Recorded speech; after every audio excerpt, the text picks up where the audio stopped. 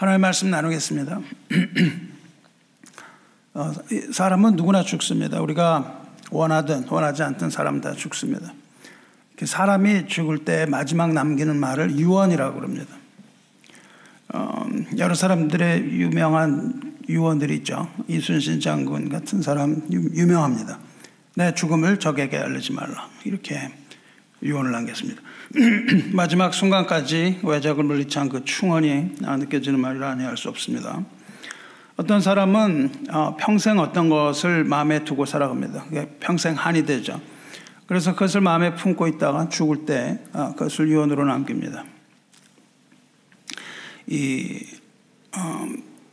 중국에 그 당태종이 있었습니다. 당태종이 고구려를 침공했어요. 그 당시에 고구려를 침공하지 말라는 말이 굉장히 많았었습니다. 근데 고구려에 누가 있었냐면 영계소문이라는 사람이 있었습니다. 영계소문의 별명이 칠검이에요. 검을 7개를 꽂고 다녔다 그래요. 근데 그때 영계소문한테 가보지도 못하고 양만춘이라는 사람한테 안시성에서 화살에 눈을 잃었다는 그런 전설도 있습니다. 이 당태종이 뭘 유언했는지 아세요? 죽으면서 뭐라 그러냐면 절대로 고구려를 침공하지 말라, 이러고 죽었습니다. 얼마나 그 혼인하고 한이 맺혔으면 죽을 때 그런 유언을 하고 죽겠습니까? 트라우마가 된 거죠. 이렇게 유언을 보면 그가 어떤 삶을 살았는지 우리가 엿볼 수 있습니다. 이순신이나 당태종이나 이런 사람들 유언을 했고, 그 외에 멋진 유언을 한 사람 굉장히 많습니다. 그렇게 멋진 유언도 많지만은 어이없는 유언도 굉장히 많아요. 19세기 영국의 작가의 앤 버넷이라는 여자가 있는데, 이 작가는 유언할 때 뭘 유언했냐면 내 재산 모두 고양이한테 상속한다, 이러고 죽었습니다. 근데 그게 법정에서 재판이 걸렸는데 재판에서 그게 무효가 됐어요. 그래서 고양이한테 재산이 상속되지는 않았는데, 이 사람은 우리가 상상해 볼 수 있죠. 평생 그냥 고양이를 엄청 사랑하고 살았던 사람이다, 이렇게 상상할 수 있습니다. 이렇듯이 사람이 죽을 때 그 유언을 보면 그 사람이 어떤 사람이었는가를 알 수 있는 것이죠. 유언은 그 사람이 어떤 삶을 살았는지를 판별해주는 시금석 같은 거예요. 평소에 어떤 생각하고 살았나, 어떤 생각을 했었는가, 그 사람의 최고의 가치관은 도대체 무엇인가, 이런 것들을 그 유언을 돌아보면 일생을 짐작할 수가 있습니다. 어떤 사람은 아주 짧게 유언을 남기죠. 근데 어떤 사람은 아주 길게 유언을 남기기도 합니다. 그래서 제가 찾아봤어요. 길이에 있어서 가장 큰 유언이 뭔가, 세계 신기록을 찾아보니까는 영국의 프레데리카 쿡이라는 사람이래요. 그 사람이 남긴 유언이 책으로 1066페이지 유언을 그냥 엄청 길게 남겼죠. 오늘 읽은 이 여호수아 본문은 뭐냐면은 결론부에 해당하는데 여호수아의 유언에 해당합니다. 여호수아는 모세 후계자죠. 그리고 청년 때부터 모세를 따라다녔던 사람입니다. 그래서 그런지 우리는 여호수아 그러면 청년이라고 생각을 해요, 그렇죠? 그래서 교회 청년부에 가장 많은 이름 뭐예요? 여호수아. 이걸 많이 쓰는 이유는 여호수아가 청년이라고 생각해요. 모세와 비교해서 청년이었습니다. 그러나 모세도 나이가 들은 거죠. 여호수아도 나이가 들은 거죠. 반면에 모세는 나이가 든 지도자, 여호수아는 젊고 용맹한 장수, 이렇게 하지만 여호수아는 늙었습니다. 그래서 오늘 본문을 계산을 해보면 오늘 본문에서 이 이야기를 하는 나이가 110세 정도 됩니다. 엄청나게 나이가 든 노인인 거죠. 이 여호수아는 이스라엘의 2세대들을 데리고 가나안에 들어갑니다. 그 여호수아를 따라 들어간 이스라엘 백성은, 2세들은 믿음으로 요단강을 건넌 후에 가나안 정복 전쟁을 하죠. 이 전쟁 이야기가 여호수아의 처음 반입니다.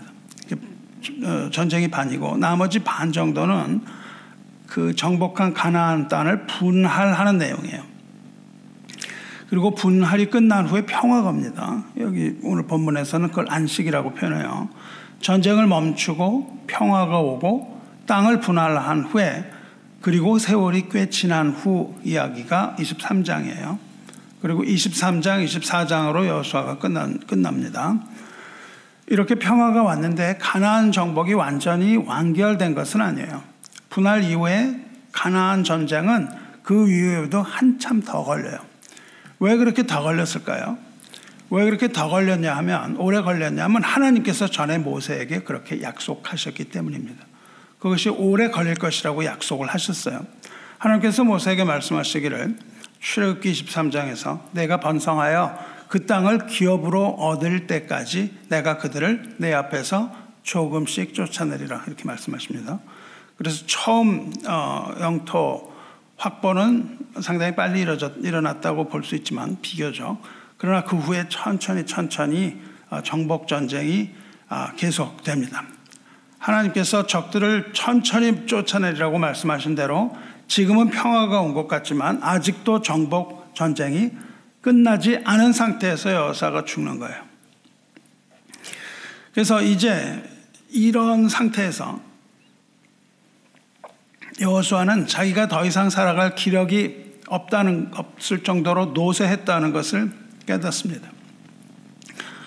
그래서 여호수아는 이스라엘의 백성의 지도자들을 불러 모읍니다. 그리고 그들에게 유언, 즉 마지막 고별사를 남기는 거예요. 이것이 오늘 읽은 본문의 내용입니다. 마지막 고별사이며 상당히 긴 유언이라고 말할 수 있어요.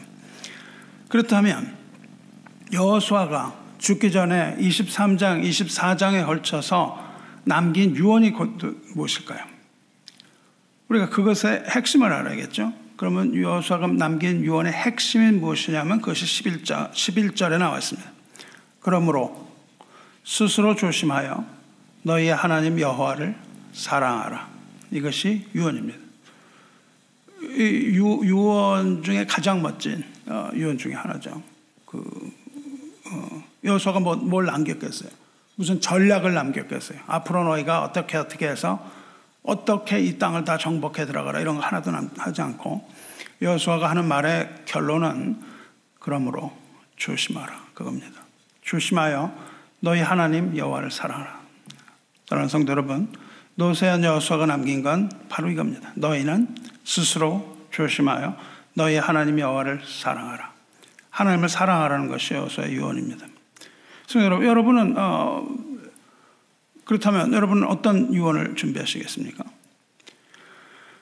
유언도 준비해야죠. 여호수아의 유언은 여호수아의 삶을 대변해 줍니다. 어떤 삶을 살았는가가 한 문장에 딱 들어있어요. 여호수아가 평소에 얼마나 하나님을 사랑했었는가를 알 수 있습니다. 가장 사랑했던 대상이 하나님이었던 사람, 이 사람은 여호수아처럼 우리가 평소에 하나님을 사랑했다면 우리 인생의 요단강을 건널 때에 우리는 하나님의 은혜에 감사하면서 믿음으로 그 강을 건너는 겁니다. 여러분의 유언은 어떤 것으로 준비하시겠습니까? 여러분이 하게 될 유언은 여러분의 삶을 나타내는 겁니다. 그것은 아무도 속일 수가 없습니다. 하나님이 기뻐하는 삶을 살고 하나님이 기뻐하실 유언을 미리 준비하시기 바라요. 그것을 위해서는 현재 삶이 어떠해야 하는가를 우리는 알아야겠죠. 우리가 유언을 준비한다면 우리의 삶은 그 유언에 따라서 살게 되겠죠. 그래서 이것을 우리는 준비하는 것이 필요합니다. 11절 이 사랑하라는, 하나님을 사랑하는 이 구절은 그러므로 라는 접속사로 시작이 돼요. 그러므로 스스로 조심하여 너희 하나님 여호와를 사랑하라. 그러므로는 어떨 때 써요? 어떤 일의 결론을 낼 때 사용되는 접속사입니다. 그러므로 하나님을 사랑하라는 거예요. 즉 그 앞의 내용을 알 수 있습니다. 그 앞의 내용은 뭐예요? 하나님을 사랑해야 하는 근거입니다. 왜 하나님을 사랑해야 하는가를 그 앞에서 이야기하고 그러므로 너희는 하나님을 사랑하라고 얘기해요. 그 부분이 바로 본문의 내용입니다. 처음에 여호수아가 사람을 부르고 그 다음에 첫 번째 유언의 내용인 그러므로 너희는 스스로 조심하여 내 하나님 여호와를 사랑하라. 이 중간까지가 고별사의 내용이고 이것이 여호수아의 고별사의 원고죠. 그래서 오늘 이걸 살펴보려고 합니다. 여호수아가 죽기 전에 고별사에서 그 중간에 했던 내용은 뭐냐 하면 너희는 사랑하라고 중간에 있던 내용이 뭐냐면 너희는 잊지 말랍니다.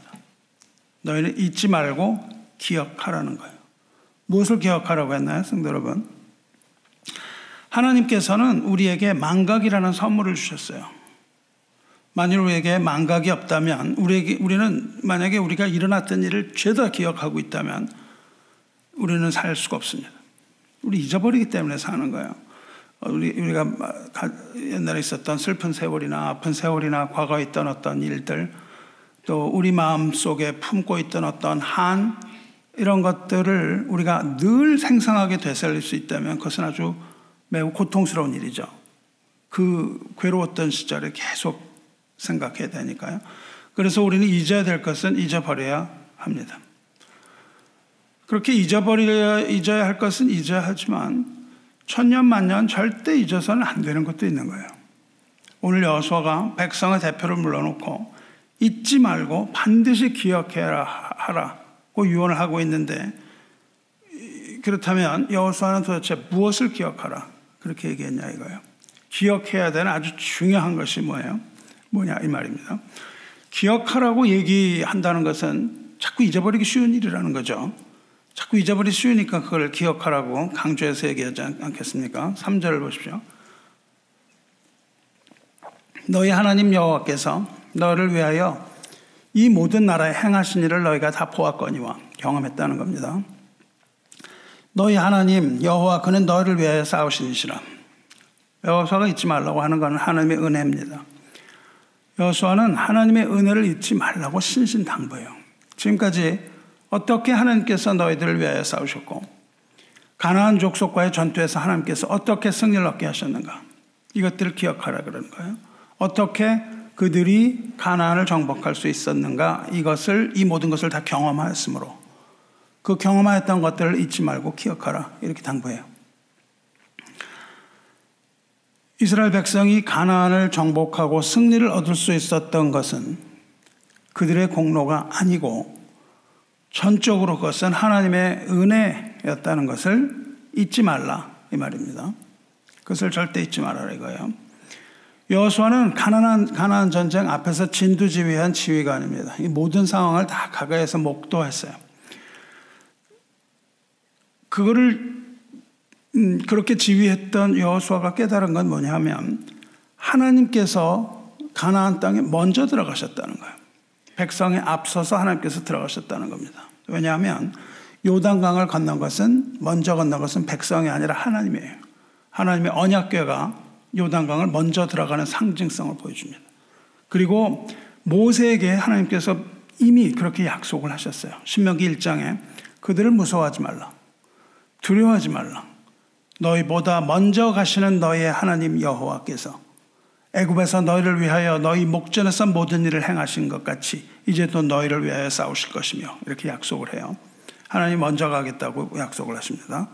그래서 먼저 가신 하나님께서 그 모든 일을 다 이루신 것을 너희는 보았을 뿐이다. 그러므로 너희가 본 것을 잊지 말라는 거예요. 보고 들은 것을 잊지 말라는 것이 여호수아의 유언입니다. 가나안 전쟁은 하나님의 전쟁이었습니다. 여호수아는 그 모든 일을 다 목도했어요. 여리고 성이 함락되는 것을 보았고, 기브온 전투에서 하늘에서 우박이 떨어지는 걸 봤습니다. 그리고 태양이 중천에 머물렀던 것도 보았습니다.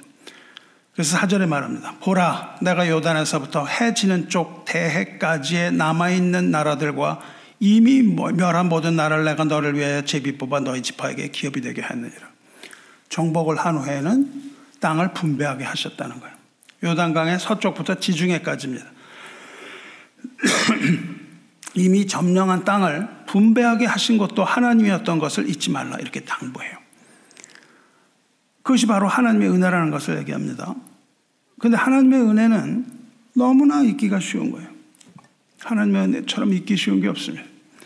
우리가 힘들 때, 괴로울 때, 간절할 때, 이럴 때는 우리가 기도를 합니다. 배가 고플 때 기도를 하는 거예요. 그런데 원하는 것을 얻고 배가 부르고 등이 따뜻해지면 금세 하나님의 은혜를 잊어버립니다. 하나님의 은혜는 왜 그렇게 저 밑바닥에서만 작동을 하는지 모르겠어요. 우리가 하나님의 은혜를 이해하기 위해서는 그 밑바닥 인생을 이해를 해야 됩니다. 우리 인생의 저 바닥에서 하나님은 그 은혜를 동일하게 베푸시지만 우리는 그 바닥에서 하나님의 은혜를 깨닫는 거예요. 그래서 이 절망 가운데서 우리는 언제나 하나님의 은혜를 깊이 깨닫습니다. 이것이 인간의 속성이죠. 너무나 잘 잊어버리는 거예요. 그래서 이러한 백성의 속성을 잘 알고 있던 여호수아는 죽기 전에 이 말을 꼭 해야 되겠다라고 말하는 겁니다. 하나님의 은혜를 잊지 말라. 하나님이 하신 일을 잊지 말라. 이렇게 신신당부합니다. 그런데 이 유언은요, 여호수아만이 한 유언이 아니에요. 모세도 비슷한 유언을 했습니다.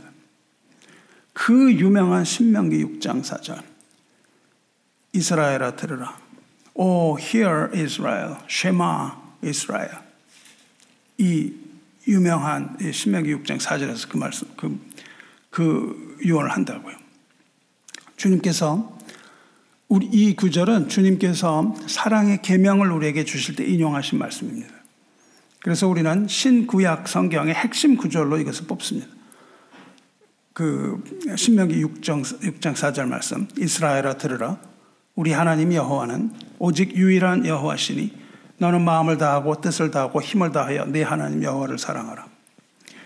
하나님을 사랑하고 이웃을 내 몸과 같이 사랑하라는 예수님의 그 계명의 핵심 구절이 여기서 나옵니다. 모세는 자기가 가나안에 들어가지 못할 것을 알았죠. 그렇지만 그 2세대 백성은 하나님께서 요단을 건너 가나안에 들어가게 하실 것을 알았어요. 그래서 모세는 그 광야에서 죽게 될 것을 알고 거기서 유언을 합니다. 그게 신명기는 모세 유언과 같은 말이에요. 신명기 전체가 모세가 다시 남기는 유언입니다. 그런데 모세가 생각을 해보니까 이 백성이 하나님의 말씀을 청종하지 않는 거예요.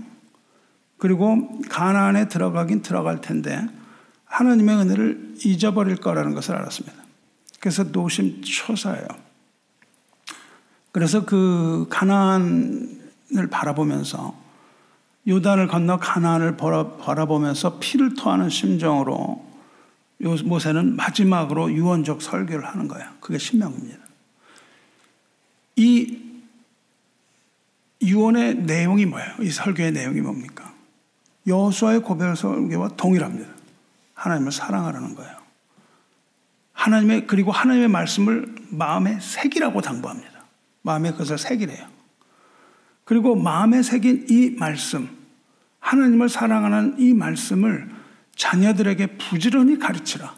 그렇게 유언을 하는 거예요. 집에 들어 앉았을 때든지, 길을 갈 때든지, 누워 있을 때든지, 일어나 있을 때든지 이 말씀을 가르치라고 유언을 합니다. 그 아이들에게 계속 그 하나님의 말씀을 가르치라는 거예요. 그 밑에서 이렇게 말을 하죠. 내 하나님 여호와께서 네 조상 아브라함과 이삭과 야곱을 향하여 내게 주리라 맹세하신 땅으로 너를 들어가게 하신다. 그리고 내가 건축하지 아니한 크고 아름다운 성읍을 얻게 하실 것이다. 내가 채우지 않은 아름다운 물건이 가득한 집을 얻게 하실 것이다. 내가 파지 않은 우물을 차지하게 하실 것이다. 내가 심지 않은 포도원과 감람나무를 차지하게 하여 내가 배불리 먹게 하실 때에 그렇게 말합니다. 그러니까 모세는 말하는 겁니다. 너희들은 분명하게 하나님의 약속대로 가나안 땅에 들어가는데 거기에 들어가면 네 어떤 공로로 얻는 것이 아니라 하나님께서 많은 선물을 주실 것이다. 이겁니다. 가나안에 들어가면 하나님께서 모든 것을 다 선물로 주실 텐데 거기에 들어간 후에는 하나님께서 베푸신 그 은혜를 잊지 말라. 그렇게 신신당부하는 겁니다. 분명히 그것을 선물로 받고 풍족하고 배가 불러지면 하나님의 은혜를 잊어버릴 것을 알았기 때문에 신신당부하는 겁니다.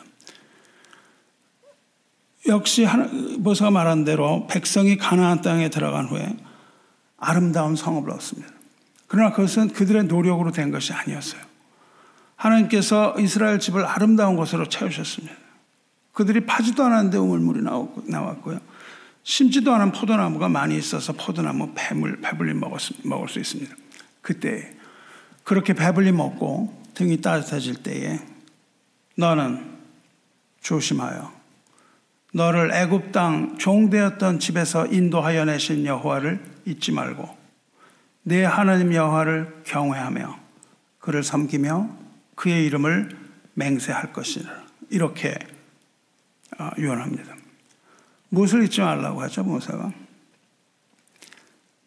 백성에게 잊지 말라고 한 것은 애굽에서 구원하신 하나님의 은혜입니다.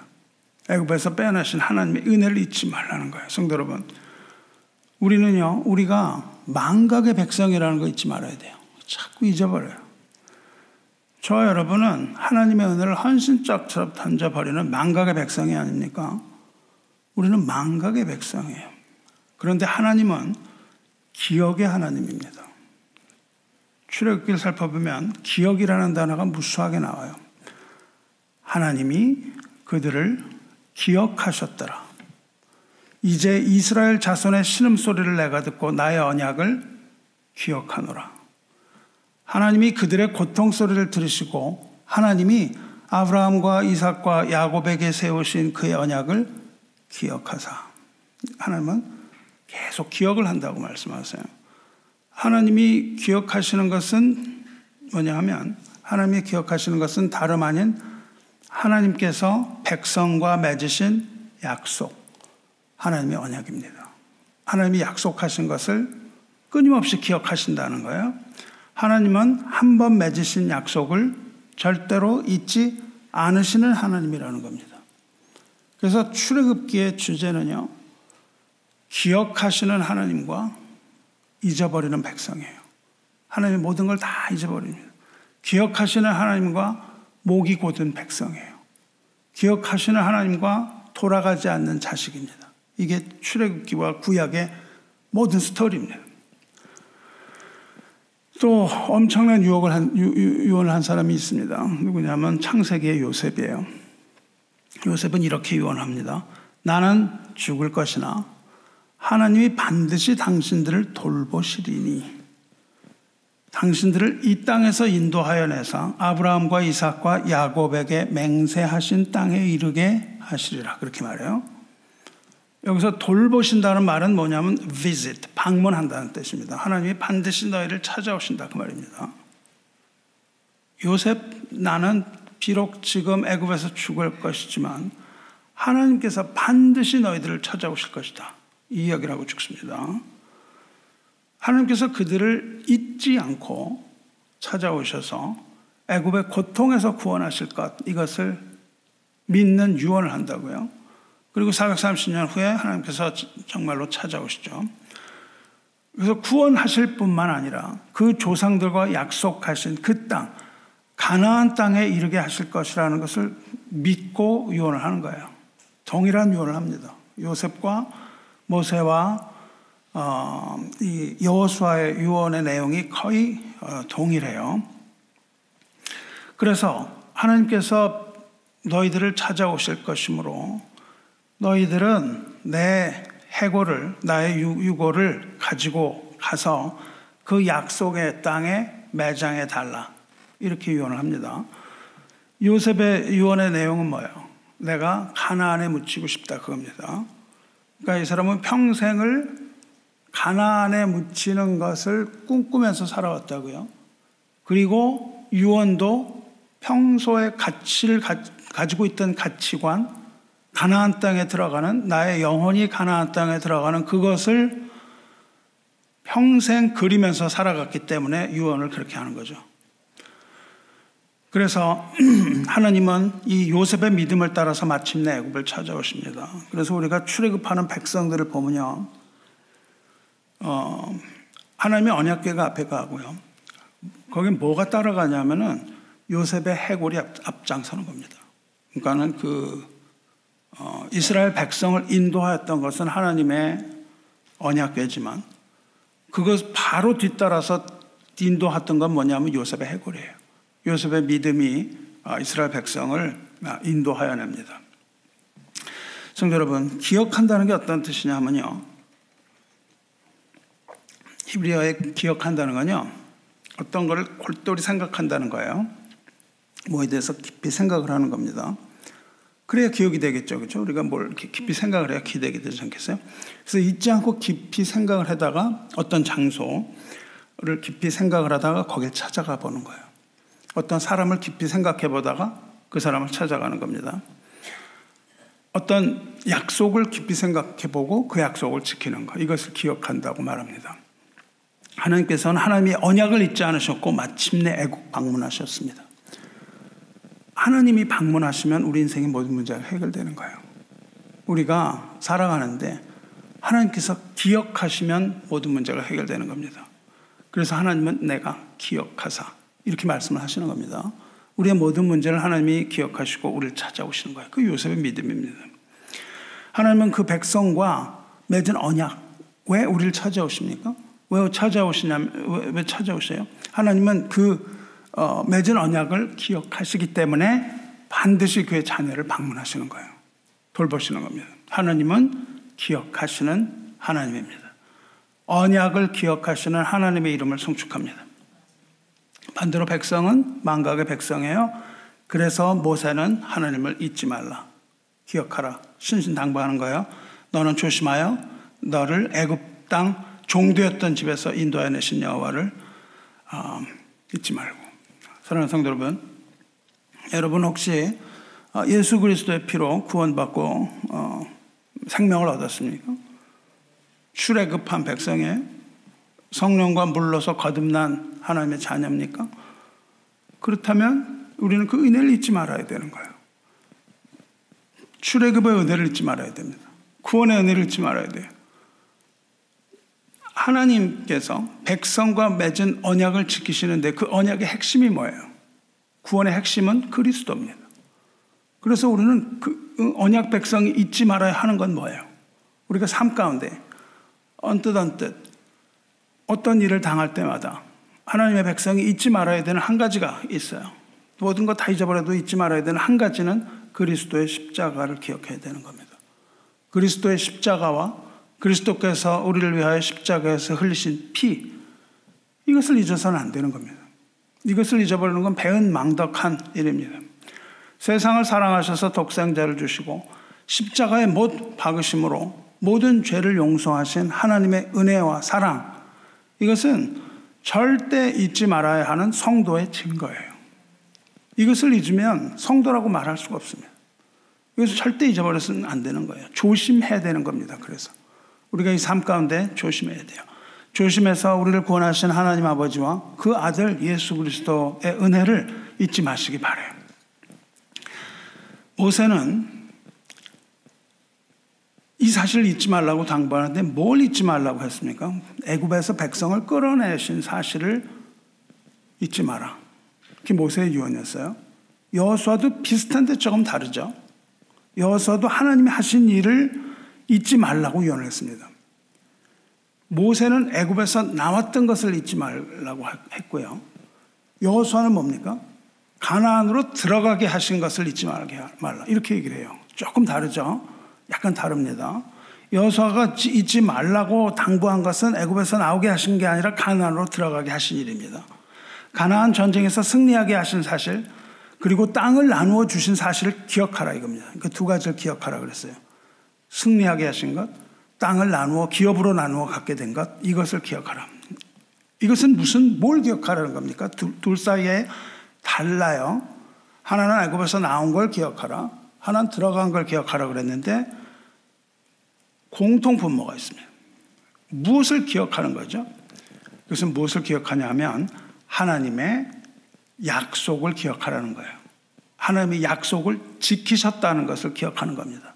왜냐하면 하나님께서 애굽에서 나오게 할 것을 약속하셨고 가나안에 들어가게 할 것을 약속하셨거든요. 그러니까 하나님은 반드시 약속을 지키신다는 사실을 잊지 말라 이겁니다. 절대 잊지 말아야 되는 것은 하나님이 약속을 지키셨다는 사실, 이걸 기억하라는 거예요. 하나님의 약속이 성취되었다는 거예요.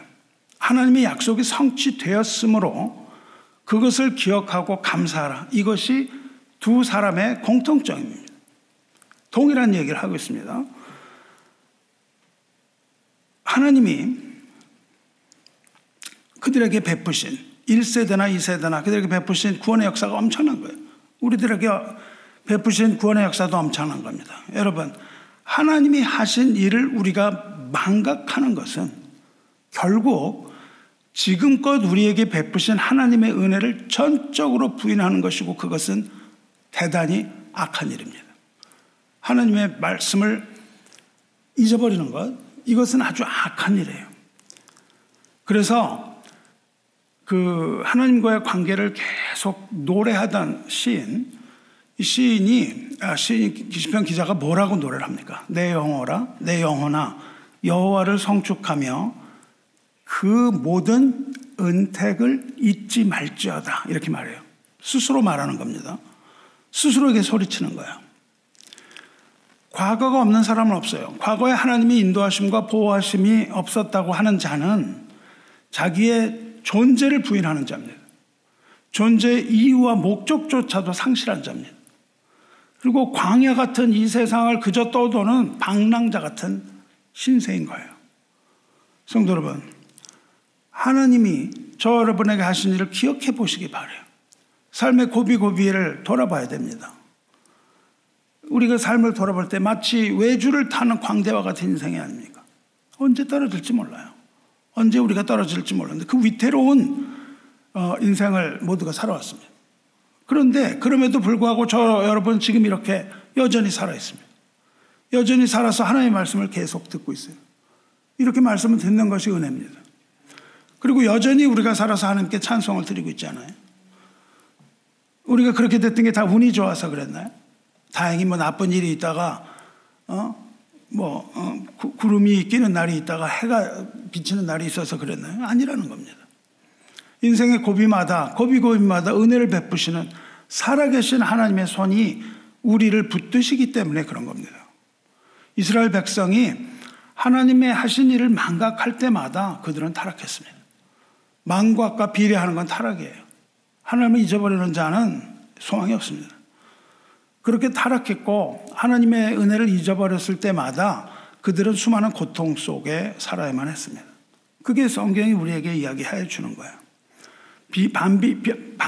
그것이 반비례를 하는 겁니다.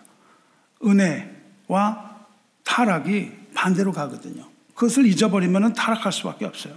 우리가 줄을 붙잡고 있다 그것을 놓치면 떨어질 수밖에 없는 것과 마찬가지입니다.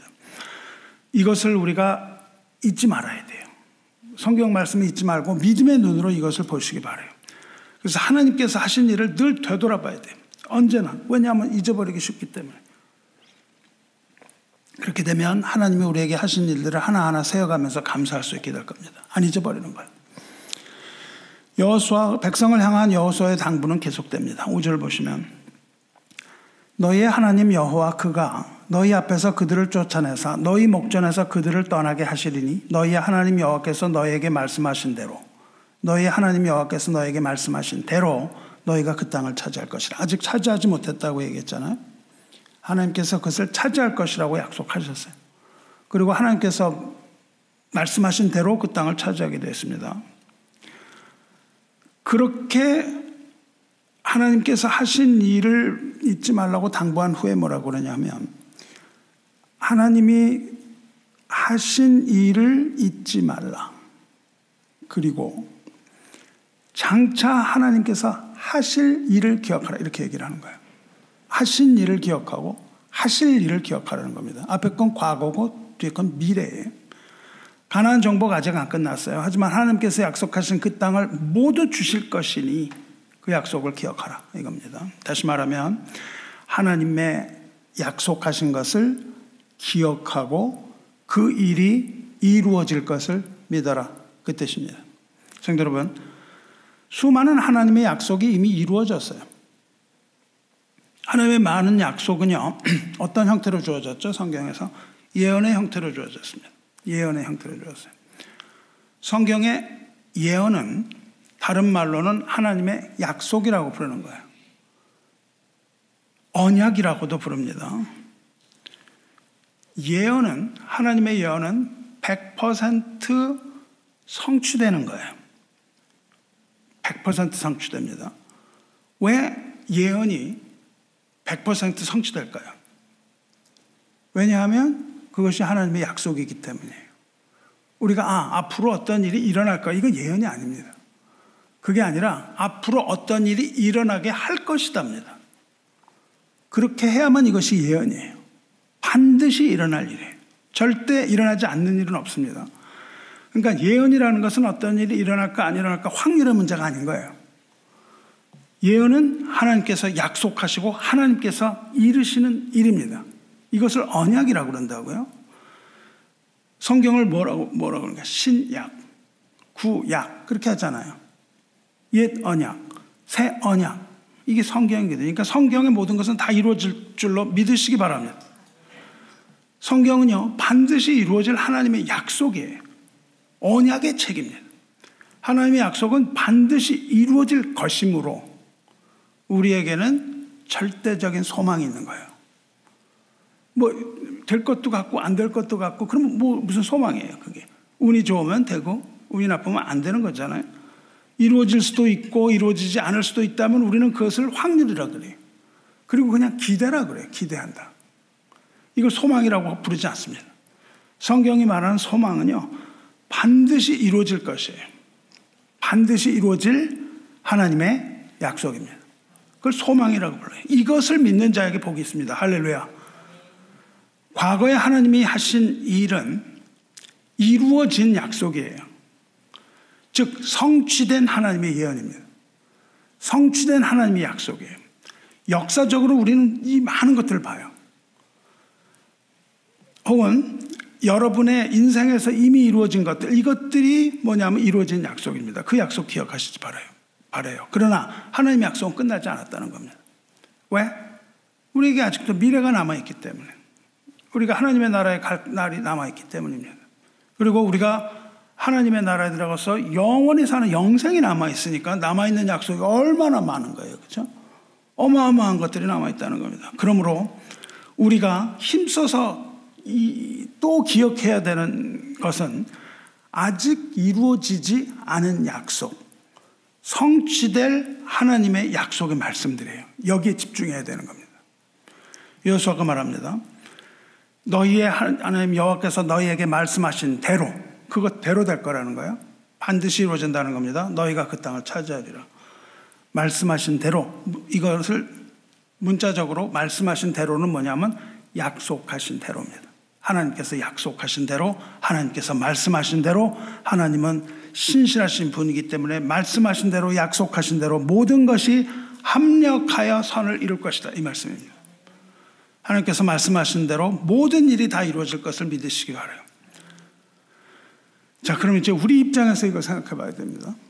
여호수아가 뭐 그렇다고 뭐 무슨 우리에게 이익이 있겠어요? 우리에게 적용이 되죠. 그러면 말씀하신 대로 우리에게 이루어지는 일은 뭐예요? 우리가 가나안 땅에 들어가서 그 가나안 거기에 뭐 동쪽을 기업으로 받는가 뭐 그런 일이냐 그 말이에요. 그게 아니죠. 여러분이 이 시점에서 우리를 돌아보는 거예요. 예수를 믿고 구원 얻은 하나님의 백성이라면 우리를 뭐라고 부르냐면요, 마지막 때를 살아가는 성도라고 불러요. 우리는 주님의 재림을 기다리는 어린 양의 신부들입니다. 우리에게 주어진 약속이 있어요. 이루어지지 않은 약속이 있습니다. 그 약속은 뭐냐면 어린 양 예수의 다시 오심입니다. 이거는 누가 약속했냐면 예수님이 약속하셨어요. 별들이 하늘에서 떨어지며 하늘에 있는 권능들이 흔들리리라. 그때 인자가 구름을 타고 큰 권능과 영광으로 오는 것을 사람들이 보리라. 이렇게 약속하셨거든요. 예언이라고도 하죠. 약속입니다. 이것은 이게 이루어지는 거예요. 주님의 재림은 주님께서 약속하셨습니다. 그리고 주님이 승천하실 때는 천사가 약속했습니다. 그리고 사도들이 하나님의 말씀을 받아서 하나님의 약속을 전했습니다. 이거는 다중적으로 주어진 약속이에요. 그래서 그런데 이걸 잊어버린다고. 우리가 자꾸 잊어버려요. 삶을 살다 보니까 이런 얘기를 듣기도 들었지만은 잊어버려요. 그래서 초대교회도 그랬다는 거예요. 그러니까 사도 베드로는요, 그 당시에도 마지막 때를 살아가는 사람들이었습니다. 성도들에게 쓴 편지에서 뭐라 그러냐면 너의 기억을 되살려 주겠다 그렇게 얘기해요. 그러면서 하나님의 말씀을 기억하라 그렇게 얘기합니다. 오늘 읽은 베드로후서 보세요. 사랑하는 자들아, 내가 이제 이 둘째 편지를 너희에게 쓰노니 이 두 편지로 너희의 진실한 마음을 일깨워 생각나게 하여 곧 거룩한 선지자들이 예언한 말씀과 주 되신 구주께서 너희의 사도들로 말미암아 명하신 것을 기억하게 하려 하노라 그런다고요. 얼마나 그 사람들도 잊어버렸어요. 그러니까 베드로가 그걸 편지를 쓴답니다. 왜 기억을 못했을까요? 미혹당했기 때문입니다. 그들을 조롱하는 자들이 그들의 믿음을 쥐고 흔들었어요. 먼저 이것을 알지니 말세에 조롱하는 자들이 와서 자기의 정욕을 따라 행하며 조롱하여 이르되 주께서 강림하신다는 약속이 어디 있느냐? 조상들이 잔후로부터 만물이 처음 창조될 때와 같이 그냥 있다. 이렇게 얘기했다는 겁니다. 주께서 강림하신다. 주님이 다시 오신다는 그 약속도 무슨 약속이야 그게? 이루어지지도 않는 약속 아니야? 이렇게 했단 말이죠. 봐, 약속받은 조상들 다 죽었어. 근데 뭘 오셨다는 거야? 뭐가 달라져서? 세상은 여전히 이 지경 아니야? 이렇게 얘기를 하는 거예요. 무슨 소리 하지 마. 이러면서 조롱했단 말이죠. 조롱을 듣고는 흔들리는 겁니다. 마음에 흔들렸어요. 약속을 믿는 마음에서 흔들렸습니다. 이것은 마귀가 모든 피조물을 심판하기 위해서 다시 오실 그 주님의 재림을 부정하게 하는 것이고 그 말씀을 잊어버리게 하는 회책이에요. 우리는 잊어버리지 말아야 되는데 마귀는 자꾸만 잊어버리게 만드는 겁니다. 우리는 기억을 새롭게 해야 되는 거예요. 그래서 5절에 이렇게 말합니다. 이는 하늘이 옛적부터 있는 것과 땅이 물에서 나와 물로 성립된 것도 하나님의 말씀으로 된 것을 그들이 일부러 잊으려 함이로다. 잊어버리는 거예요. 계속. 하나님의 다 잊어버리라는 겁니다. 예수님의 약속 이런 거 다 잊어버리라는 거예요. 잊고 살아. 여기서 뭐 그런 걸 생각하면서 살아. 먹고 살기도 바쁜데 뭘 그런 걸 이렇게 하는 거죠. 지금도 마귀가 싫어하는 건요. 우리의 기억입니다. 우리가 기억하는 걸 마귀는 싫어하고 방해하는 거예요. 그래서 우리는 그것을 기억하기 위하여 부단히 하나님의 말씀 앞에 서는 겁니다. 하나님의 말씀을 잊어버려요. 자꾸만. 배가 고파야 됩니다. 말씀을 안 먹으면 배가 고파지는 거예요. 말씀을 잊어버리면 배가 고파져야 됩니다. 목이 말라야 되는 거예요. 그게 정상적인 성도입니다. 하나님의 말씀 받지 못하면 배가 고프고 목이 마른 사람들입니다. 그래서 우리는 애써서 하나님의 말씀 배우고 들은 말씀을 힘써서 기억하는 거예요. 6절을 보면 이렇습니다. 이로 말미암아 그때의 세상은 물이 넘침으로 멸망하였으되 이제 하늘과 땅은 그 동일한 말씀으로 불살하기 위하여 보하신 바 되어 경건하지 아니한 사람들의 심판과 멸망의 날까지 보존하여 두신 것이라.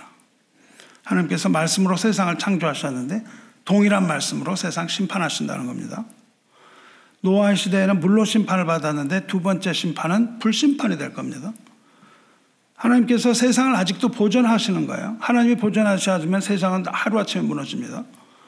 심판과 멸망의 날이 되면 경건하지 않은 모든 사람들이 진노하시는 하나님의 손에 들어가게 되는 거예요. 심판은 단지 유보된 거라는 겁니다. 유보된 것이지 취소된 게 아니라는 거예요. 하나님의 약속은 반드시 이루어질 것입니다. 심판에 대한 약속도 예외는 아니에요. 심판도 하나님의 약속이기 때문입니다. 그래서 이 세상은 반드시 무섭고 두려운 불심판 안으로 들어간다는 것을 우리는 잊지 말아야 되는 겁니다. 요엘서를 보면요. 내가 이적을 하늘과 땅에 베풀리니 곧 피와 불과 연기 기둥이라 여호와의 크고 두려운 날이 이르기 전에 이렇게 말합니다. 해가 어두워지고 달이 핏빛같이 변하려니와 불심판은 여호와의 날이라고 불러요. 크고 두려운 날이라고 그럽니다. 크고 두려운 날에 일어날 일을 하나님 약속하셨다고요. 그것을 선지자들이 받아서 우리에게 전해준 예언의 말씀입니다. 약속의 말씀이에요. 이것은 뭐 먼 훗날 나오는 그런 이야기도 아니고 또 소설 속에 나오는 흥미진진한 그런 가상의 이야기도 아닙니다. 이것은 남의 이야기도 아니에요. 그러므로 우리는 참으로 이것을 두렵고 떨림으로 받지 않을 수 없는 겁니다. 그러나 그 말씀 뒤에 한 구절이 더 붙어 있는데 뭐라고 되어 있죠? 누구든지 여호와의 이름을 부르는 자는 구원을 얻으리니 이는 나 여호와의 말대로 시온산과 예루살렘에서 피할 자가 있을 것이며 남은 자 중에 나 여호와의 부름을 받을 자가 있을 것임이니라. 그렇게 말해요. 누구든지 여호와의 이름을 부르는 자는 구원을 얻으리니. 심판의 날에 가만히 살다가요, 여호와 이렇게 부르면 구원을 얻는다는 뜻이 아닙니다. 그건 구원 얻는 게 아니에요. 누가 여호와의 이름을 부르죠? 부름을 받은 자가 여호와의 이름을 부르는 자들이라는 겁니다. 부름을 받을 자가 그때 있다는 거예요. 그걸 남은 자라고 불렀습니다. 이 남은 자들이 그 두려운 심판의 날에 남은 여호와의 부름을 받을 자가 있을 것이다. 그들이 구원받을 자다. 이 얘기를 하는 거예요.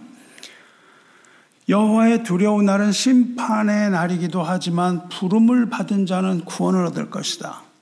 두렵고 떨리는 심판의 날이 이르면 오직 부르심을 받은 자만이 구원을 얻는 겁니다.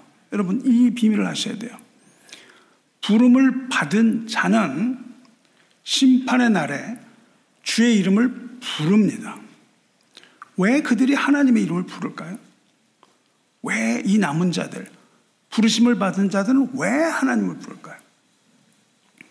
왜냐하면 그들이 하나님을 사랑하기 때문입니다. 막 갖다 붙이는 것 같죠? 아닙니다. 여러분, 사도 바울의 로마서 8장을 보시기 바라요. 여러분이 좋아하는 우리가 알거니와 하나님을 사랑하는 자, 곧 그의 뜻대로 부르심을 입은 자들에게는 모든 것이 합력하여 선을 이루느니라. 하나님을 사랑하는 자, 곧 그의 뜻대로 부르심을 입은 자들. 누가 하나님을 사랑해요? 그 뜻대로 부르심을 입은 자들이 하나님을 사랑하는 자들이라는 거예요. 부르심을 받지도 않았는데 나는 하나님을 사랑합니다. 있을 수 없는 겁니다. 부르심을 받은 자들이에요. 그들이 환난 안에서 구원을 받는 자들이에요. 하나님을 사랑하는 자, 곧 그 뜻대로 부르심을 입은 자들. 부르심을 입은 자가 바로 하나님을 사랑하는 거예요. 반대로 부르심을 받지 않은 자는 하나님을 사랑하지도 않고 사랑할 수도 없는 자라는 뜻이 되겠죠. 하나님을 사랑하는 자에게는 모든 것이 합력하여 선을 이룹니다. 여기 모든 것은 뭐냐면 심판의 날을 포함하는 거예요. 모든 것이 합력하여 선을 이룬다 그러니까 좋은 일만 나한테 생길 거야. 절대 아닙니다. 거기에 모든 일에는 안 좋은 일이 훨씬 더 많다니까요. 우리에게 일어나는 안 좋아 보이는 일들이 훨씬 많습니다. 심판의 날이 이른다 하더라도 하나님을 사랑하는 자에게는 모든 것이 합력하여 선을 이루는 거예요. 그 심판이 하나님의 부르심을 받은 자, 하나님을 사랑하는 자에게 그 심판이 미치지 못한다는 겁니다. 이것을 이야기하고 있어요. 여러분, 이사야의 말씀 보시기 바라요. 야곱아, 너를 창조하신 여호와께서 지금 말씀하시느니라. 이스라엘아, 너를 지으신 이가 말씀하시느니라. 너는 두려워하지 말라. 내가 너를 구속하였고 내가 너를 지명하여 불렀나니 너는 내 것이라. 네가 물 가운데로 지나갈 때 내가 너와 함께 할 것이라. 강을 건널 때에도 물이 너를 침몰하지만 이게 물 심판 다 이기는 겁니다. 네가 불 가운데로 지날 때 타지도 아니할 것이요 불꽃이 너를 사르지도 못하노니 대저 나는 여호와 내 하나님이요 이스라엘의 거룩한 이여 내 구원자입니다. 이해하시겠습니까? 하나님이 야곱을 뭘로 부르셨죠? 이스라엘이라고 부르셨다고요. 야곱을 택하여 이스라엘로 만드셨거든요. 그래서 하나님이 이스라엘이라는 이름을 주십니다. 야곱은 이 세상에 살아가는 버러지 같은 인생이었잖아요. 그 형의 발 뒤꿈치를 잡았던 사기꾼이요, 도둑이요, 온갖 잔머리를 쓰는 이 인생의 이런 사람들이었는데 하나님이 내가 너를 구속하였고 내가 너를 지명하여 이름을 불렀다는 거예요. 내가 너를 지명하여 불렀나니. 이 하나님의 부르심이 이런 겁니다. 그 자는 어떻게 되는 거예요? 하나님께 속한 자. 하나님께 속한 자는 물이 침범하지 못하고 불이 침범하지 못한다는 겁니다. 물이 심판하지 못하고 불이 심판하지 못한다는 거예요. 야곱은 하나님이 부르신 백성이에요. 그래서 하나님이 부르신 자에게 이런 일이 일어나는 거예요. 하나님이 택하고 부르신 자, 즉 하나님을 사랑하는 자는 불심판에서도 보호하실 것이며 물심판에서도 보호할 것이며 불심판에서도 건져주실 것, 이것이 하나님의 약속이라고요. 하나님의 언약이라고요. 이 하나님의 언약 안에 있는 자, 부르심을 입은 자는 철저하게 하나님의 보호 안에 있는 겁니다. 절대적으로 안전한 거예요. 절대적으로 안전한 그리스도의 품 안에 있는 것을 믿으시기 바랍니다. 사랑하는 성도 여러분, 현대교회가 구원은 믿음으로 얻는다고 가르쳤어요. 반쪽만 가르쳤습니다. 구원은 믿음으로 얻습니다. 그러나 구원받았다고 절대 아무렇게나 살아서는 안 되는 거예요. 구원받은 자가 누구예요? 하나님을 사랑하는 자입니다. 아무나가 아니고 하나님을 사랑하는 자예요. 역설적으로 말하면 구원은 무엇으로 얻어요? 사랑으로 얻는 거라고요. 믿음과 구원과 사랑이 동의어라고요. 구원은 사랑으로 얻습니다. 왜냐하면 하나님을 사랑하는 자는 곧 하나님을 사랑하고 이웃을 내 몸과 같이 사랑하는 주님의 계명을 지키는 자이기 때문입니다. 성도 여러분, 또 잊지 마시기 바라요. 사랑하는 자들아, 주께는 하루가 천년 같고 천년이 하루 같다는 이 한 가지를 잊지 말라. 주의 약속은 어떤 이들이 더디다고 생각하는 것 같이 더딘 것이 아니라 오직 주께서는 너희를 대하여 오래 참으사 아무도 멸망하지 않고 다 회개하게 이르기를 원하시느니라. 아멘. 하나님께서 당장 심판하시지 않는 이유는 심판의 이유나 사유가 없어서가 아니라 모두가 다 회개하여 구원을 받기 원하시기 때문입니다. 하나님의 본심은 심판에 있지 않고 구원에 있는 겁니다. 하나님은 구원하기를 간절하게 원하시는 거예요. 그래서 오늘 내일 우리가 죄를 짓고 살지만 하나님 심판하지 않으십니다. 심판하지 않고 회개하기를 원하시는 거예요. 그러나 주의 날이 도둑같이 오리니 그날에는 하늘이 큰 소리로 떠나가고 물질이 뜨거운 불에 풀어지고 땅과 그 속에 있는 모든 일이 드러나리로다. 그러나 주님께서 강림하시는 날, 재림하시는 날, 하늘이 뜨거운 불에 다 풀어져 버린다는 거예요. 아무도 빠져나가지 못하는 불심판이 시작됩니다. 저는 사랑하는 성도 여러분, 우리 여호수아에서 우리는 천국을 보죠. 약속의 땅이라고 불러요. 가나안을. 우리에게 있어서 약속의 땅은 무엇입니까? 새하늘과 새 땅이라고 부릅니다. 천국이라고 불러요. 하나님의 나라라고 부릅니다. 이것에 대한 약속은 반쯤 이루어졌지만 완전히 완성되지는 않았어요. 약속이 완전히 성취되지 않았습니다. 성도 여러분, 우리 구원받은 하나님의 백성은요, 하늘에 대한 소망을 품고 사는 사람이에요. 하늘에 대한 소망을 품고 사는 하나님의 자녀입니다. 그래서 우리는 하나님의 약속을 믿는 거예요. 하나님의 약속을 믿고 그 약속을 잊어버리지 말아야 하는 거예요. 이것을 기억하고 천국에 소망을 두는 사람들입니다. 우리는 이 현재를 살아감에 있어서 늘 하나님의 심판을 기억해야 되는 거예요. 이것을 잊어버리면 안 됩니다. 그리고 또 미래에 이루어질 하나님의 약속, 구원의 약속, 새하늘과 새 땅에 대한 약속 또한 믿습니다. 그리고 또 잊지 말아야 되는 것은 하루를 천년같이 또 천년을 하루같이 보시는 하나님의 지고한 그 사랑을 기억해야 되는 거예요. 하루가 천년이고 천년이 하루 같은 이 하나님의 사랑을 기억해야 됩니다. 그리고 우리가 또 기억해야 되는 것은 마지막 날 주님 다시 오실 때 우리가 참여하게 될 그 재림의 영광, 이것을 기억해야 됩니다. 아직 이루어지지 않은 미래의 것들을 기억해야 돼요.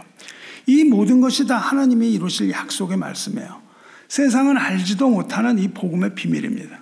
이 비밀을 성도에게 알려준다고 그러셨어요. 복음을. 자, 그러면 결론적으로 이제 우리가 무엇을 해야 하는지가 명확관하게 드러나는 거예요. 여호수아가 이렇게 백성에게 당부합니다. 그러므로 너희는 크게 힘써 모세의 율법책에 기록된 것을 다 지켜 행하라. 그것을 떠나 우로나 좌로나 치우치지 말라. 이게 여호수아의 좌우명이었어요. 이건 여호수아가 한 말이지만 여호수아가 한 말이 아니고 여호수아가 부르심을 받았을 1장에서 하나님께서 여호수아에게 하신 말씀이에요.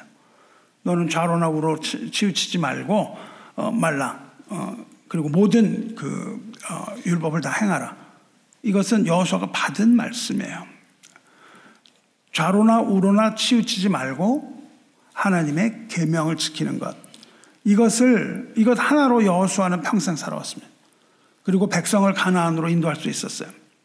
구원받은 백성이라면 하나님의 계명을 지켜야 됩니다. 뭐 계명은 지키지 말아도 된다. 율법은 지키지 말아야 된다. 이런 것에 속으면 안 됩니다. 계명을 지킴으로 구원을 받는 것은 아니에요. 혼동하면 안 됩니다. 계명을 지키는 것으로 구원받는 것이 아니라 구원받은 자는 이 계명을 지키려고 부단한 애를 쓰는 거예요. 이 계명을 지키게 되는 겁니다. 구원받은 자가 지킬 계명이 뭐예요? 예수 그리스도의 계명입니다. 그게 뭐예요? 하나님을 사랑하고 이웃을 내 몸과 같이 사랑하는 예수님의 대계명. 이 계명을 지켜야 되는 거잖아요. 이것이야말로 우리가 기억하고 지켜야 될 계명이에요. 두 번째로 여호수아가 이렇게 당부합니다. 너희 중에 남아있는 이 민족들 중에 들어가지 말라. 그들의 신들의 이름을 부르지 말라. 그것들을 가리켜 맹세하지 말라. 그것을 섬겨 절하지 말라. 우상 숭배하지 말라고 합니다. 마지막으로 뭐라 그래요? 아까 말씀드린 것처럼 그러므로 스스로 조심하여 너희 하나님 여호와를 사랑하라. 이것은 그러니까 힘써 하나님 사랑해야 돼요. 근데 이 세 가지가 한 가지라고요. 계명을 지킨다는 것이 하나님을 사랑하는 것과 똑같은 거라고요. 왜냐하면 그 계명이 하나님을 사랑하는 거라고 주셨으므로. 거기에 덧붙여서 다른 신 우상을 숭배하지 말고 하나님을 사랑하라. 이 세 가지가 한 가지고 이것이 바로 복음에 합당한 삶입니다. 여기까지 들어야 복음을 다 들은 거예요. 그 앞에서 떼먹으면 복음이 아닙니다. 그거는 뭐 난장판이 되는 거예요. 교회가 난장판이 되고 교회가 세상보다도 못하게 되는 겁니다. 뭐 믿음으로 구원 얻은 줄 알았는데 사랑이 없는 거예요. 그거는 구원받은 게 아닙니다. 그것을 구원받은 거라고 착각하면서 살아가는 거 안 돼요. 우리가 우리의 믿음을 확신을 구하기 위해서 무엇에서 증거를 찾습니까? 성령의 열매. 성령의 열매는 사랑이라고요. 이것이 우리 마음 가운데 없다면 우리는 성령이 우리를 왜 탄식하세요? 그래서 우리는 그것을 깨닫게 되는 겁니다. 예수께서 이러시되 내 마음을 다하고 목숨을 다하고 뜻을 다하여 주 너의 하나님을 사랑하라 하셨으니 이것이 크고 첫째 되는 계명이요 둘째도 그와 같으니 내 이웃을 내 자신같이 사랑하라 하셨으니 이 두 계명이 온 율법과 선지자의 강령이니라. 이렇게 딱 정리를 해주셨거든요. 이것이 뭐예요? 뭐라고 부릅니까? 그리스도의 새 계명 혹은 새 언약이라고 부른다고요. 이것을 하는 자는 하나님의 나라를 유업으로 받을 것이다. 이렇게 약속을 하셨습니다. 그래서 신명기에 그렇게 말하죠. 이스라엘아 들으라. 우리 하나님 여호와는 오직 유일한 여호와시니 너는 마음을 다하고 뜻을 다하고 힘을 다하여 네 하나님 여호와를 사랑하라. 마음과 뜻과 힘을 다하고 하나님을 사랑하고 또 이웃을 사랑하는 거룩한 성도로서 굳게 서는 믿음 가지시길 축원합니다. 마지막으로 사도 베드로가 동일한 말씀으로 권면해요. 그 이야기를 다 한 다음에 하나님의 약속 기억하게 해주고요. 그 다음에 이 모든 것이 이렇게 풀어지더니 너희가 어떠한 사람이 되어야 마땅하냐 묻는다고요. 거룩한 행실과 경건함으로 하나님의 날이 임하기를 바라보고 간절히 사모하라. 그렇게 얘기를 한다고요. 이것이 우리 기독교인의 거듭난 자녀의 세계관입니다. 이게 우리가 사는 세상이에요. 세계관이라는 건 우리가 사는 세상을 설명하는 거거든요. 우리가 거기 살고 있는 사람은 그걸 말하지 않을 수가 없어요. 여러분, 이 주님의 재림에 대해 말하지 않는 사람은 그 세계관에, 그 세계에 사는 사람이 아니에요. 그렇기 때문에 그 얘기를 안 합니다. 그러니까 어떤 사람이 되어야 마땅해요? 거룩한 행실과 경건한 삶을 살라. 이렇게 말씀하시는 겁니다. 구원을 받았으므로, 심판에서 벗어났으므로, 너희가 하나님을 사랑함으로 거룩한 행실과 경건한 사람을 되지 않냐 이겁니다. 거룩하다는 건 악으로부터 멀어지는 걸 말합니다. 경건한 삶이라는 건 그리스도 안에서 하나님을 사랑하는 삶이에요. 그리스도인들은 그리스도께서 재림하실 때 이 세상이 확실하게 심판받을 것이기 때문에 악을 떠나서 그리스도 안에서 하나님의 뜻을 기억하면서 살아야 한다 이 말입니다. 하나님의 날, 주님의 날이 임하기를 사모하시기 바랍니다. 주님의 재림 사모하시기 바랍니다. 사모한다는 말은요, 여기서 사모한다는 말은 서두른다는 의미를 가지고 있어요. 서두른다. 뭘 서둘러요? 뭘 서둘러요? 서둘러서 회개하라는 말씀입니다. 주님이 오신 날을 사모하면서 뭘 할 수 있겠어요? 우리? 주님의 나라를 기다릴 수 있는 자는 누가 주님의 나라를 기다려요? 회개를 이룬 자입니다. 회개를 이룬 자만이 주님의 나라를 기다리는 것이죠. 그래서 사도행전에서 이렇게 말합니다. 그러므로 너희가 회개하고 돌이켜 너희 죄 없이 함을 받으라. 이렇게 하면 새롭게 하는 날이 주 앞으로부터 이를 것이요. 이렇게 얘기를 하십니다. 성도는 거룩한 행실과 경건한 삶을 위하여 부르심을 받은 자라는 거예요. 뭘 위하여 부르심을 받아요?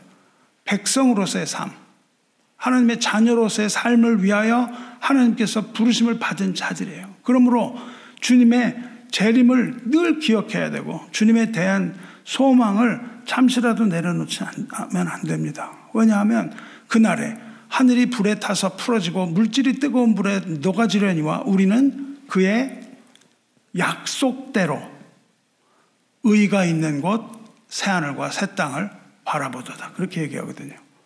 이미 하나님의 약속이 이루어졌어요.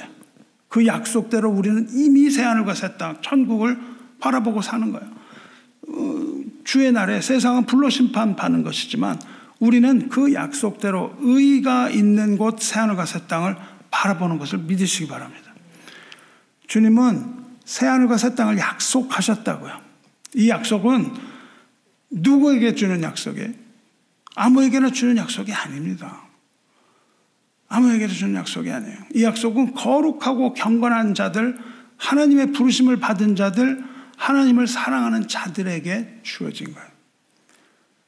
전에도 제가 얘기했지만 당신은 사랑받기 위해 태어난, 뭘 사랑받기 위해 태어나요? 아무한테나 사랑이 주어지는 게 아니라니까요. 그게 아니에요.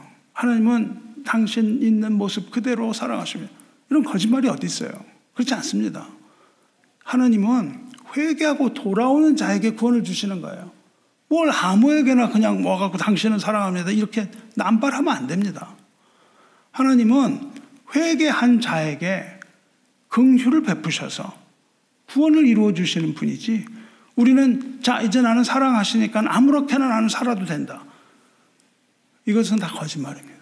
우리는 그런 게 하는 게 아니에요. 우리는 언제나 주님의 재림 앞에 우리는 회개하는 자로, 서두르는 자로 서 있어야 되는 거예요.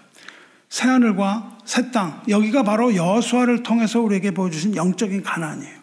그리고 아들을 통해서 우리에게 주시는 영원한 아버지의 집입니다. 거기가 주의 날은 죄악된 세상과 그리스도 밖에 있는 피조물에게는 멸망과 재앙의 날이에요. 하나님은 그걸 사랑한다고 말 안 하셨어요. 심판받을 자들도 사랑한다고 말 안 하셨습니다. 하나님은 그 자녀들을 사랑하신다고 그러셨어요. 부르심을 받은 자들 사랑한다고 하셨습니다. 그러니까 우리는 하나님의 자녀라는 게 얼마나 정말 우리에게 큰 위안이 되는 건지 모르는 거예요. 그리스도인에게는요, 세상의 모든 죄가 다 도말되고 천국에 거하는 그날이 기쁨이 되는 겁니다. 이러한 하늘의 위로로서 세상에서 승리하시기 바랍니다. 베드로가 마지막 결론을 내립니다. 그러므로 사랑하는 자들아, 너희가 이것을 바라보나니 주 앞에서 점도 없고 흠도 없이 평강 가운데서 나타나길 힘쓰라. 그런다고요. 새하늘과 새 땅을 바라보니까 당신들은 이제 주 앞에서 흠도 없고 점도 없이 평강 가운데 나타나기를 힘쓰라. 그렇게 얘기를 합니다. 또 우리 주의 오래 참음이 구원이 될 줄로 여기라. 구원의 확신 가운데 굳건하게 서시고 주님이 주시는 이 평강과 소망과 인내에 뿌리를 내리시기 바라요. 그리고 약속하신 하나님의 말씀 믿는 믿음 가운데 살기를 축원합니다. 하나님은 말씀하신 대로 모든 것 다 이루실 것이기 때문이에요. 교회를 다녀보면은 한 번씩은 들어본 단어가 있습니다. 특히 이렇게 재림을 얘기할 때는 여러분이 뭘 들어보셨냐면 마라나타, 이걸 들으셨어요. 마라나타. 마라나타 뭐죠? 마라나타. 이게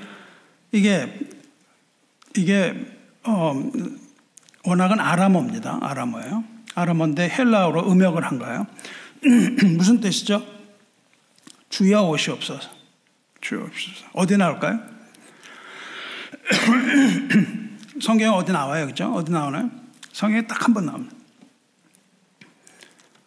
이거 물어보면 다 어디라고 대답하셨죠? 요한계시록이라고 얘기합니다. 요한계시록. 틀렸습니다.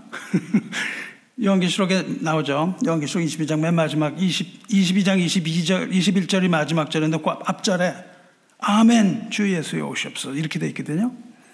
근데 마라나타가 주여 오시옵소서라 그러니까 이게 그건 줄 알았는데 그렇지 않습니다. 거기서는 단어가 좀 달라요. 그럼 어디에 나올까요? 그것은 그 문맥을 좀 보셔야 돼요. 어디에 나오냐면 고린도서 16장에 나옵니다. 제가 읽을 테니까 잘 들어보세요. 고린도서 16장 21절에 이렇게 되어 있습니다. 나 바울은 친필로 너희에게 문안하노니 만일 누구든지 주를 사랑하지 아니하면 저주를 받을지어다. 우리 주여 오시옵소서. 여기가 마라나타입니다. 뭐가 연관이 됐어요? 그 앞에 누구든지 주를 사랑하지 아니하면 심판을 받으라.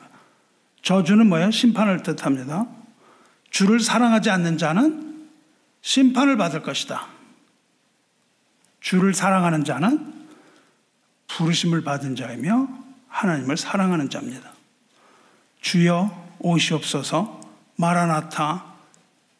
주님을 기다리는 이 탄성을 누가 질러요?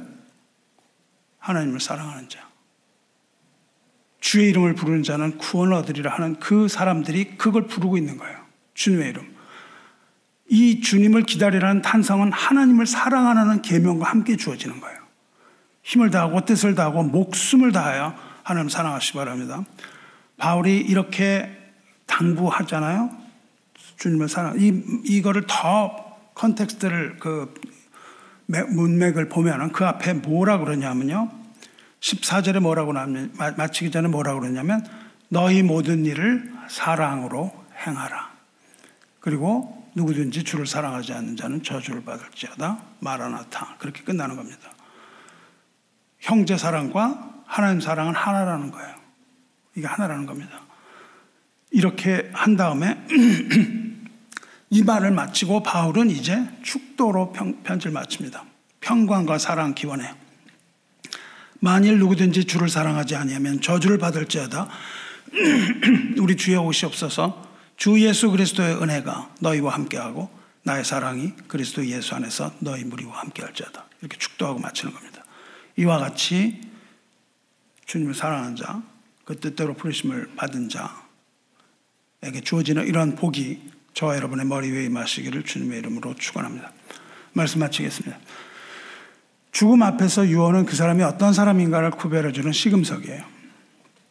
좌로나 우로나 치우치지 말라는 하나님의 말씀 평생 좌우명으로 삼고 하나님을 사랑하면서 살았던 이 여호수아는 인생의 촛불이 꺼져가는 그 시점에서 유언을 남기는데 그 유언이 뭐냐면 너희는 스스로 조심하여 하나님을 사랑하라.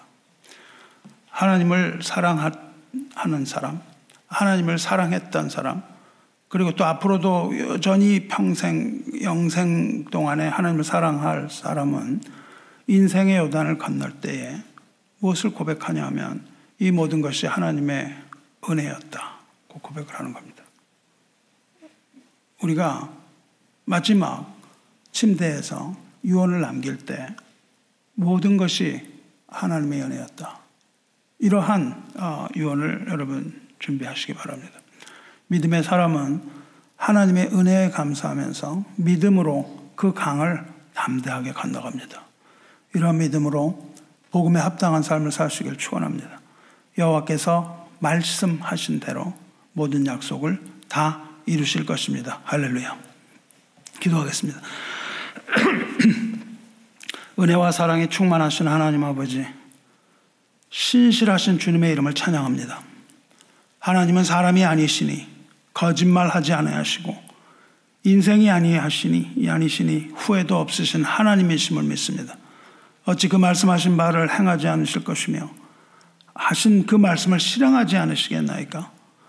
우리가 눈을 감기 전 하나님의 은혜를 알게 하시고 요단을 건너기 전 하나님 찬양하며 하나님 은혜에 감사할 수 있는 그 평안함과 믿음을 허락하여 주시옵소서. 우리의 생전에 하나님 사랑하게 하시고 주님의 계명들 지키게 하여 주시옵소서. 우리의 기억을 날마다 새롭게 하사 하나님 말씀 잊지 않게 하시고 늘 새롭게 기억하게 하시옵소서. 하나님의 말씀은 잊기 쉬우니 늘 말씀하여 주시고 기억나게 하여 주시옵소서. 이 교회가 하나님을 사랑하는 자들로 가득하게 하여 주셔서 하나님의 사랑이 흘러가는 복음의 통로 되게 하여 주시옵소서. 우리가 좌로나 우로나 치우치지 않고 사랑의 계명, 하나님의 계명, 우리 주님의 계명을 힘써 지키는 형제 자매 될 수 있도록 성령으로 가득 채워 주시옵소서. 새 언약의 주인이신 우리 주 예수 그리스도의 이름으로 기도드리옵나이다. 아멘. 우리